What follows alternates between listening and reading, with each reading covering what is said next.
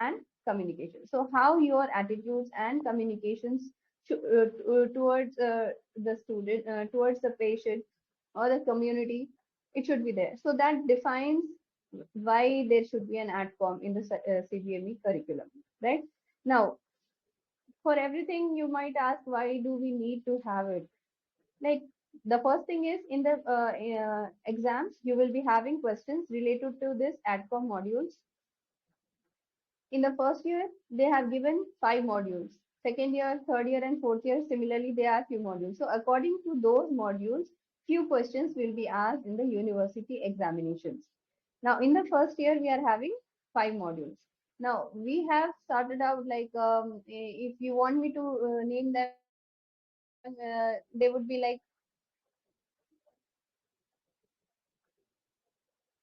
yes.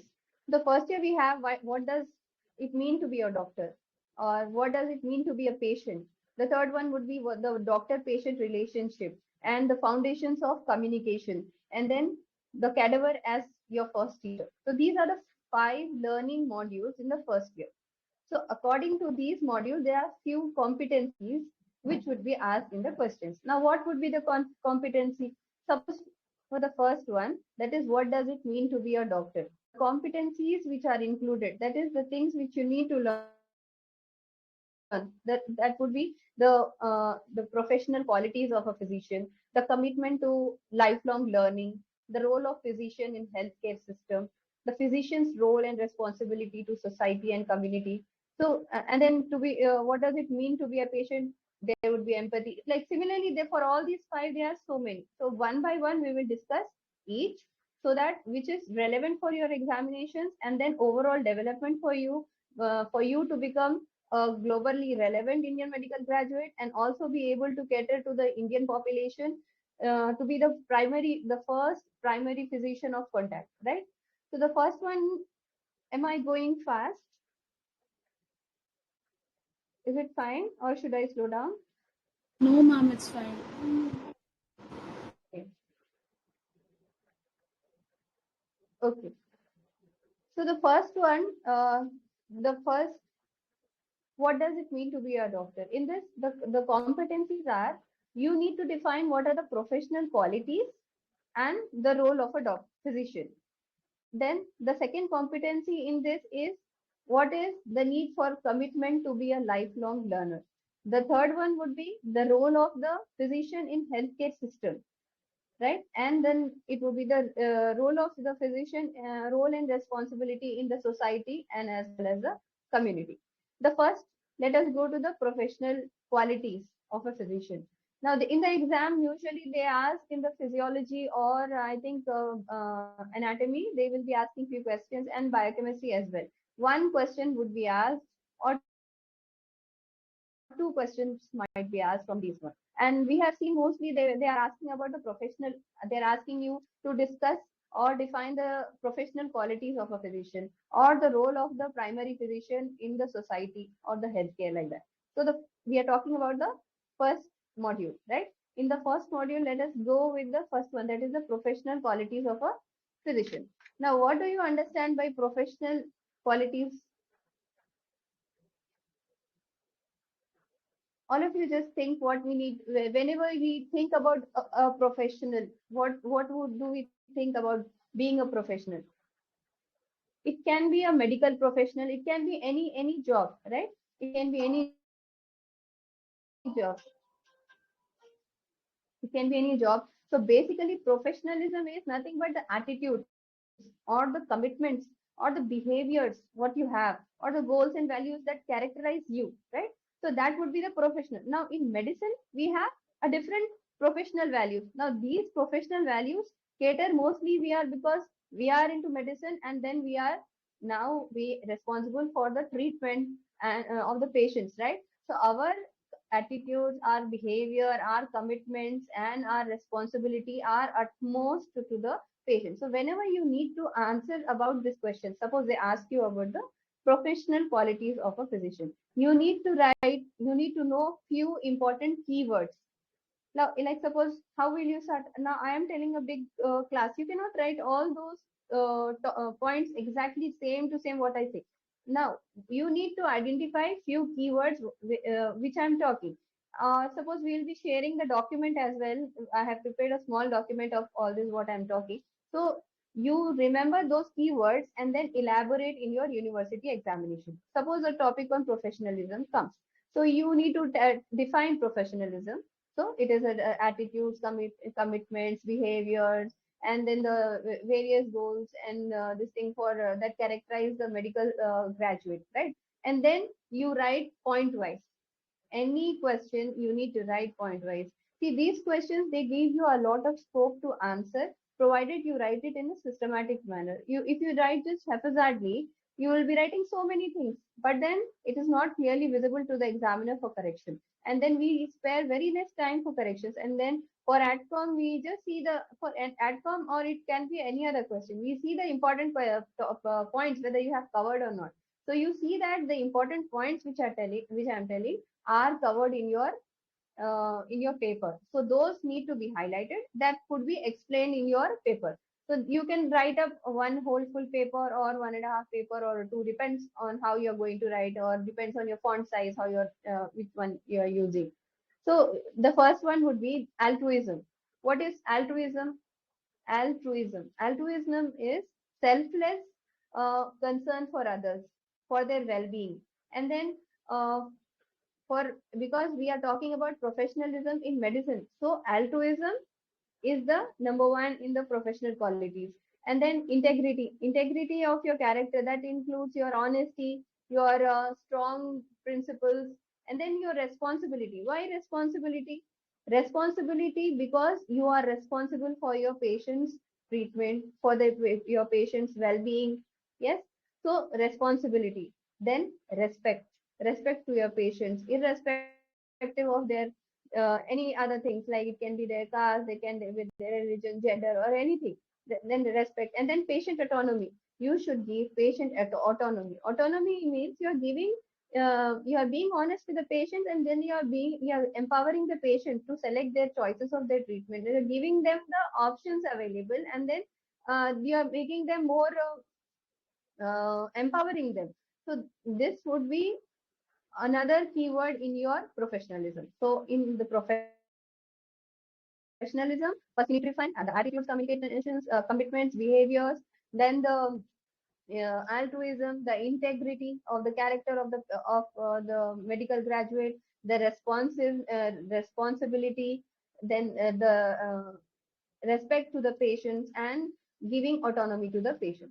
So these points you need to explain. Now if I speak talking about all these, it will be taking a lot of time. So I'm just telling the important keywords so that you can open the document and then elaborate on all these points and then write your answer. I hope you are clear with the professionalism, that is your behaviors, your attitudes, right, and your goals and commitments for the patient's well-being. And then that would include the altruism, integrity, honesty, and then the respect and autonomy. I hope it is clear. This is the first one in your first module. Okay. And then we have the next one is, yes, commitment to lifelong learner. Now the question will be, what is the need for, what is the need for commitment to be a lifelong learner? Can you just think, give a while to just have a thought why we need to be a lifelong learner,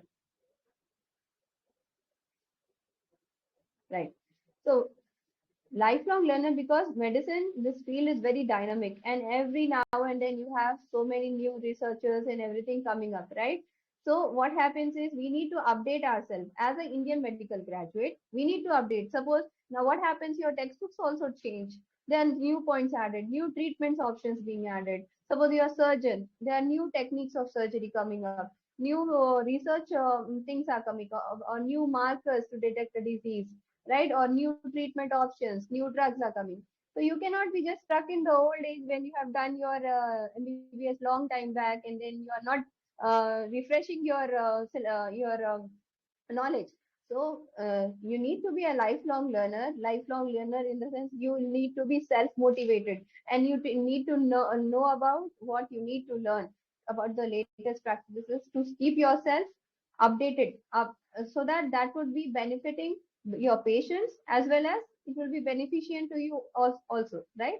So when a question of that sort comes, you will be writing something of that like four things you write. You can write the four key concepts of a lifelong learner. Yes, it is already being shown. Self-initiated activities. The because nobody is going to tell you to learn these things to be a lifelong learner. This is your own responsibility to learn it, right? So it is a self-initiated activity, and then it is like information seeking attitude. You are seeking information. Suppose I need to know about one particular technique, so I am trying to find out what are the new advancements in it. So that is the information seeking attitudes. What is happening, and it should not be static. It should be sustained learning, or like it is not I learn it today and then okay done, I will learn it after a few months, I'll find out about the recent changes later. It's not like that. You have this motivation should of to learn should be sustained, that is over a period. And as my mother says, like every time you doctors will be study, because our profession is like that. We have to be updated to the latest things and latest knowledge, and all. We have to be keeping ourselves abreast, right? And then we need to identify our own learning needs, how we are going to learn, and then how it is going to help others, right? Help our patients. So this would be your importance of the lifelong learner. So we have discussed till now two questions. One is the professionalism. Yes, the professionalism. The question will be asked about professionalism in a physician or a medical graduate, and the second one would be what is the need for in a medical graduate to be a lifelong learner. Now, in the first module, let me just check what are the other questions.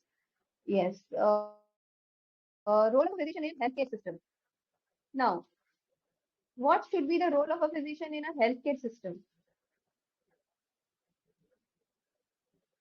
Yes. So because our Indian medical graduate, the regulations which were given in 2012, they have clearly defined the roles of a physician. It should be we should be a clinician, yes, a clinician and a leader of the healthcare, member of the society, of the care team, and then the system, and the communicator, and a lifelong learner and professional. These are the five roles which have been defined for the Indian medical graduate. So for you to be fitting into these roles, for you to be a member of the healthcare system, okay, so you need to be able to cater to the healthcare system, right? So you for prevention, okay, or it can be prevention of diseases, or it can be the treatment options which are being available. So we need to be known to this. And just a second.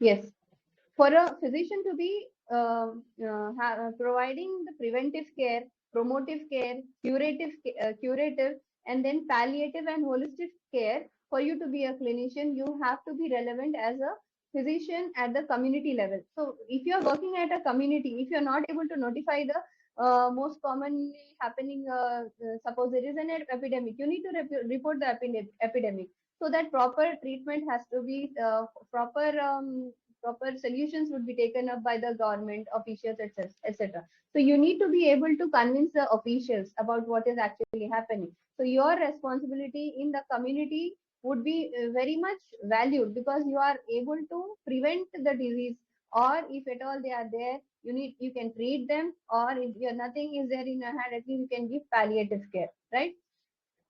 So this would be your role of your physician in the primary healthcare and the society and the community, right? And because we need to have good communication skills to be able to talk to the patients, to your colleagues, to the patient's family, and also to the health officials, to give evidence-based intervention, so that that could be taken up and then proper measures would be taken, right?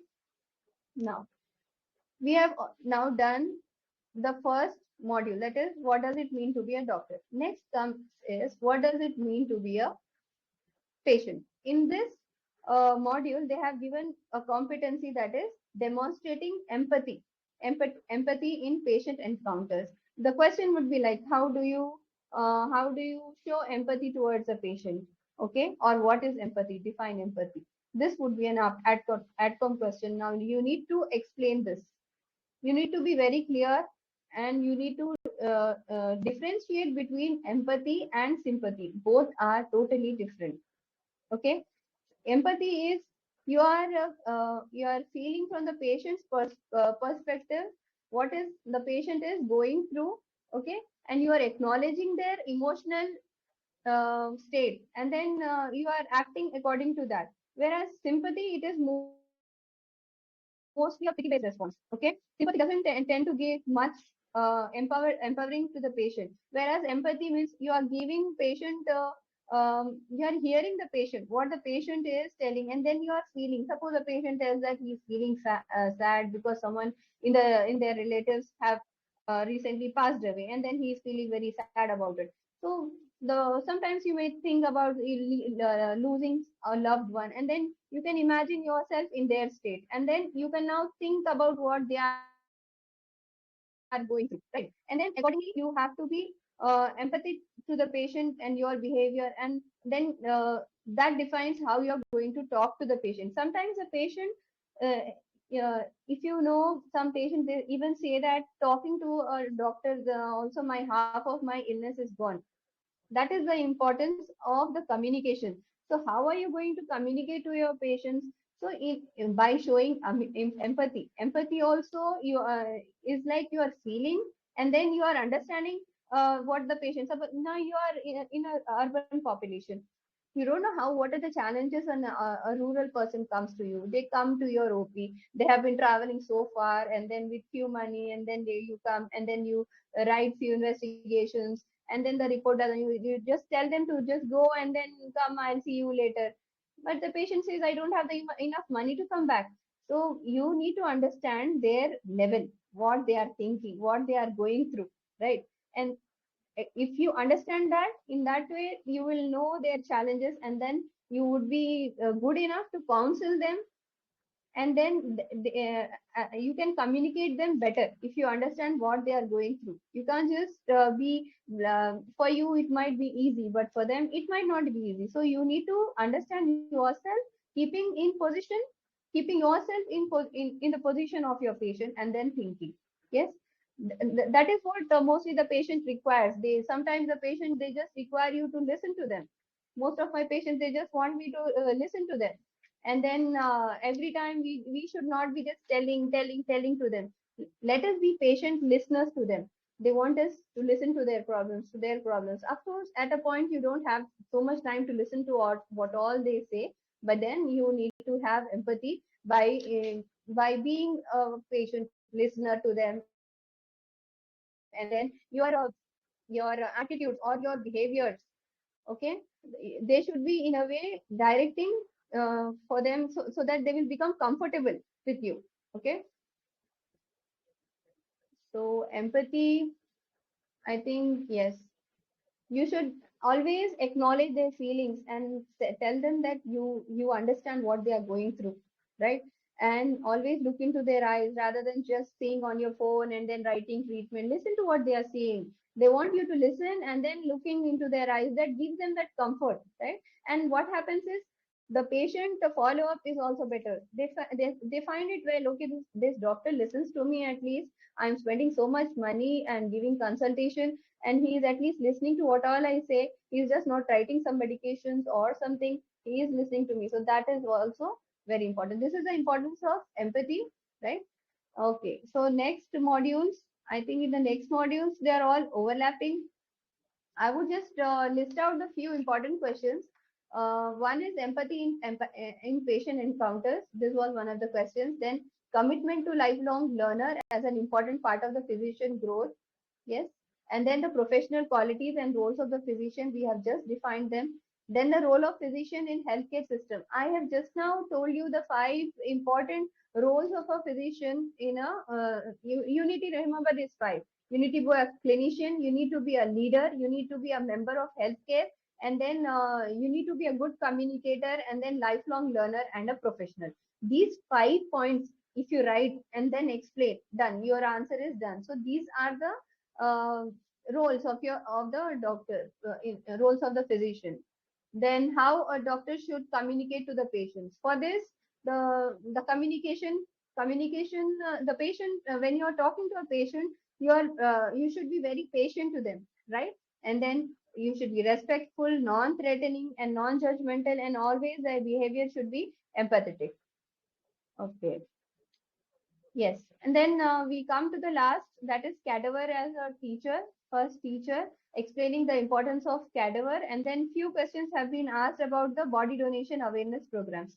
Cadaver, it's the new thing is because we have started our journey in the anatomy. First, how we joined our MBBS or in a medical college, we start with our anatomy classes, and then we have a cadaver. So you are humanizing the cadaver. It's not an object.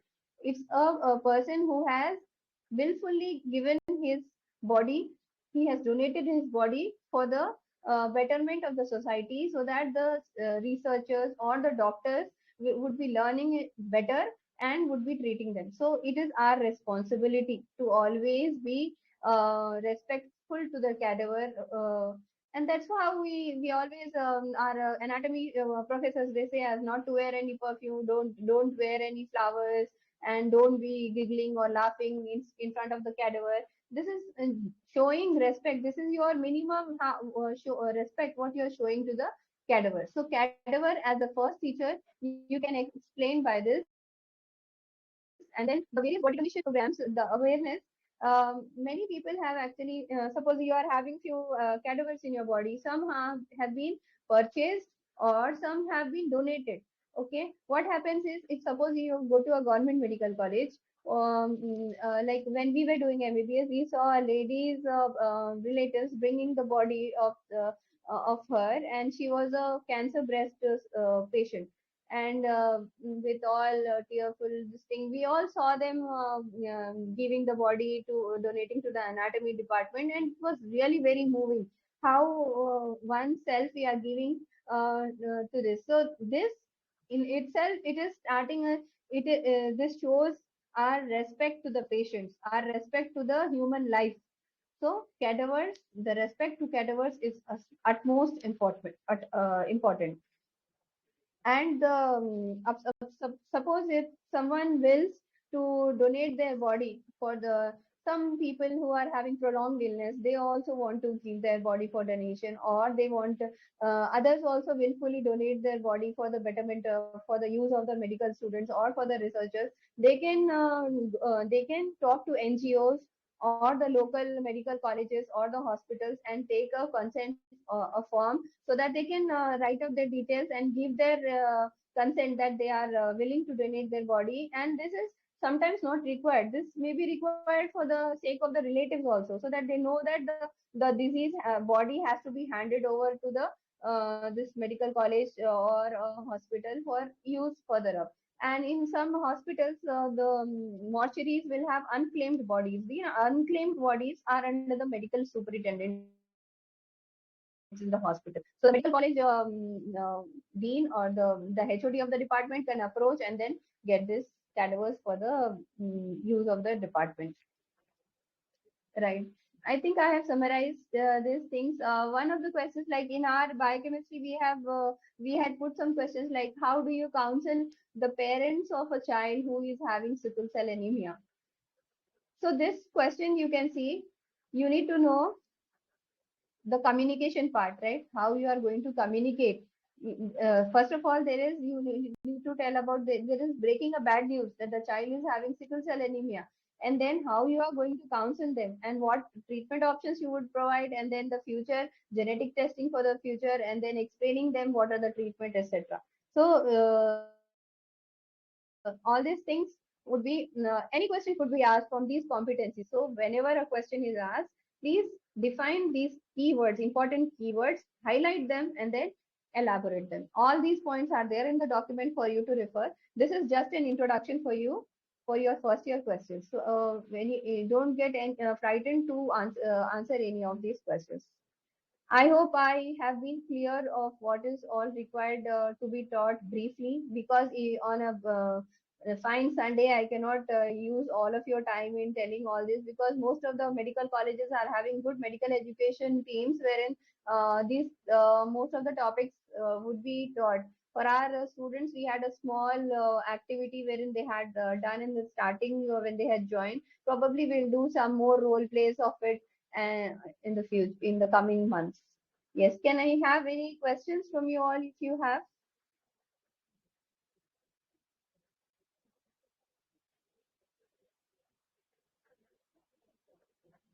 Yes, Shiva, how can we have the option of asking them, like then they can wave their hand, or anything else? Yes, ma'am. If anyone wants to speak, they can raise their hand. We will allow them to speak. Okay. So I'm not able to see anyone on my screen waving their hand. If anyone wants to ask any question to the ma'am, you can raise the hand.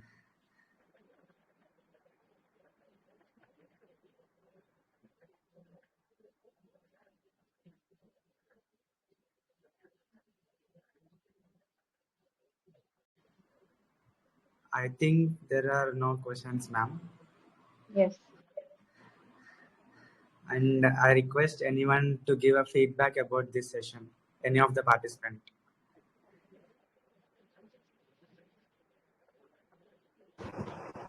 Hi, ma'am. Hello.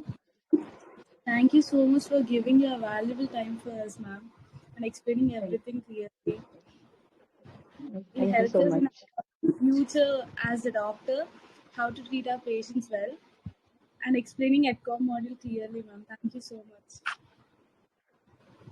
Yes, thank you so much. I practice also. I am a biochemist, but then I have my practice in the evening. But I always the thing is, I feel you may not have many degrees. Okay, a normal MBBS can earn a lot of money or a lot of respect. Okay, from the patients. Sometimes the patient's smile after getting treated, that is in itself so rewarding. And the patients, they tend to come to talk to us.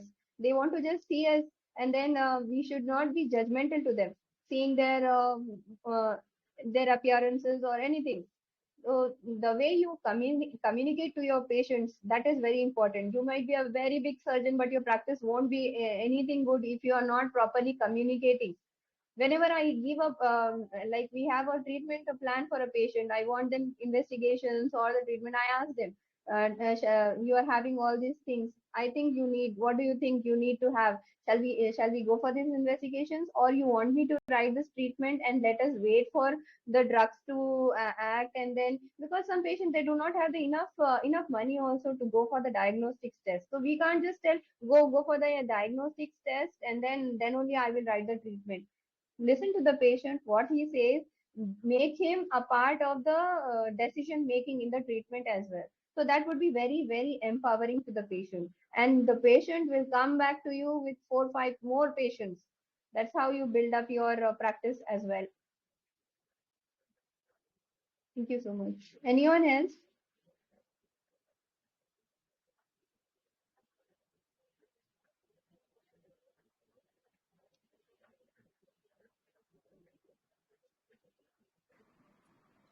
Any other questions?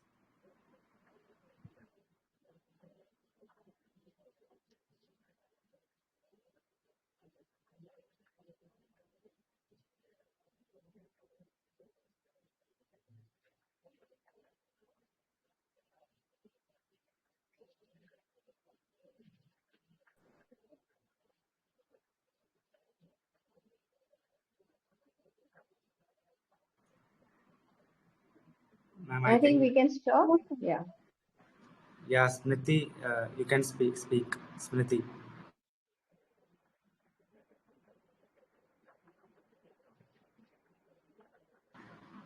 Smriti, you can No, speak now.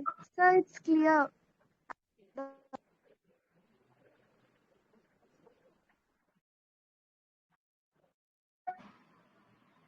Okay, ma'am.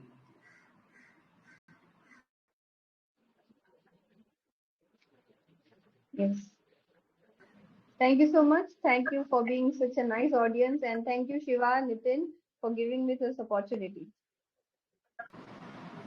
Yes, ma'am. Thank you. Really, we want to thank you because whenever we approached you without any sort of benefit, you have come forward to give this wonderful meeting for all our juniors. And this is a topic which is not at all taught in some other colleges also. Usually they neglect this topic, but for first year undergraduate, they usually get 15 marks mostly. Most, I mean, the three subjects, including three subjects, they will get 15 marks from the AETCOM itself. If the paper was made according to the NMC guidelines. Even Yes. in our TS also, we are getting 2 questions in 5 marks physics. I'm sorry, I mean the physiology wala. In that we are Yes. getting the 2 5 marks questions. Anatomy we are getting 1 5 mark. Most probably the biochem also we can get. So thank you for Yes. guiding our juniors.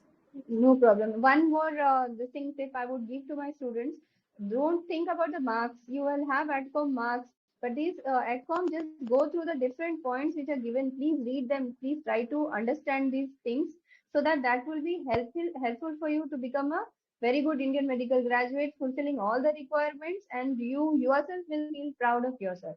Right? Thank you so much, Shiva. Thank you, ma'am. Thank you so much. Thanks.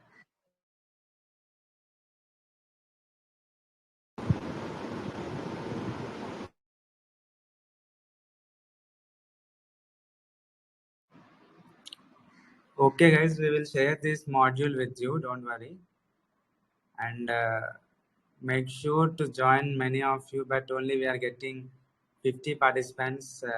That is a very less number. Okay. If you are having any doubts regarding this, you can message us, and we will end the session right now. Thank you.